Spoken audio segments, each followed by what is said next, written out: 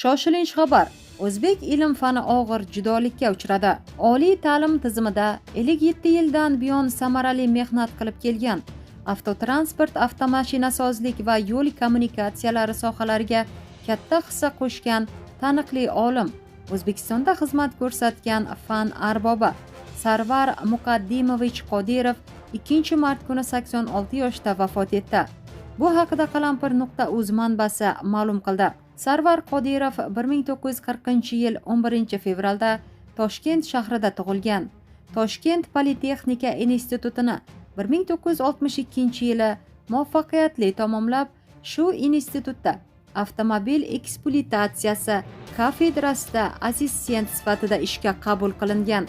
Moskva avtomobil instituti dvigatellar kafedrasi stajyor pedagogi, maqsadli aspiranti, Toshkent Politexnika instituti dotsenti bo'lib faoliyat yuritgan. Olimning muvaffaqiyatlaridagi darsliklar hozir ham Rossiya va Hindistondagi o'quv yurtlarida qo'llaniladi.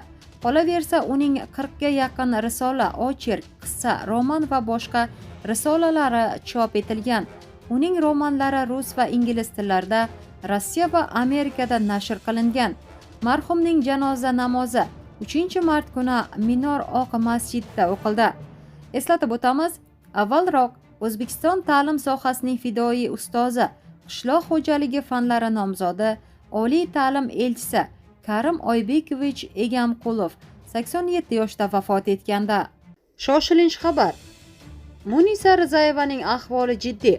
Assalomu alaykum. Bugungi axborot lavhamizda xonanda Munisa Rizayevaning Dubaydan qilgan murojaati hamda Yaqin Sharqdagi keskinlashayotgan vaziyat haqida batafsil so'z yuritamiz. So'nggi kunlarda AQSh va Eron o'rtasidagi siyosiy keskinlik yana kuchayib, mintaqada xavfsizlik masalalari jiddiy muhokama qilinmoqda. Harbiy tahdidlar, ehtimoliy zarbalar va strategik obyektlar atrofidagi vaziyat sabab Fors ko'rfazi hududidagi davlatlarda, jumladan Birlashgan Arab Amirliklarida ham xavotir kayfiyati kuchaygan. Ayni paytda Dubay shahrida bo'lib turgan o'zbek xonandasi Munisa Rizayeva ijtimoiy tarmoqlar orqali muxlislariga murojaat qilib, vaziyatni jiddiy qabul qilish kerakligini ta'kidladi. U o'z chiqishida mintaqadagi geosiyosiy ziddiyatlar sabab ayrim davlatlarda xavfsizlik choralarining kuchaytirilayotganligini aytib, odamlarni ortiqcha tavakkal qilmaslikka chaqirdi. Xonanda ayniqsa o'zbekistonlik muxlislariga murojaat qilib, imkoni bo'lsa hozircha tinch va barqaror hudud O'zbekistonda qolish xavfsizroq ekanligini bildirib o'tdi. Uning so'zlariga ko'ra, Dubay ortida xavfsiz shaharlardan biri bo'lsa-da, mintaqaviy mojaro kengayib ketishi ehtimoli odamlarni ehtiyotkor bo'lishga undamoqda.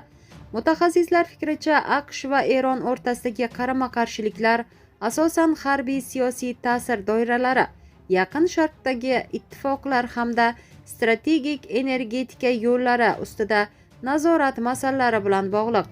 Agar keskinlik oshsa, Fors ko'rfazi hududidagi aviatsiya qatnovlari, iqtisodiy faoliyat va turizm vaqtincha cheklanishi mumkin.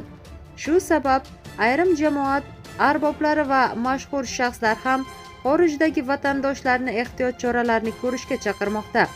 Munisa Rizayevaning murojaati ham aynan xavfsizlikni birinchi o'ringa qo'yish zarurligini eslatgan. Hozircha Dubayda kundalik hayot ortidagi tartibda davom etmoqda, ammo xalqaro kuzatuvchilar vaziyatni diqqat bilan monitoring qilmoqda. Shu bilan axborot lavhamiz yakuniga yetdi. E'tiboringiz uchun rahmat.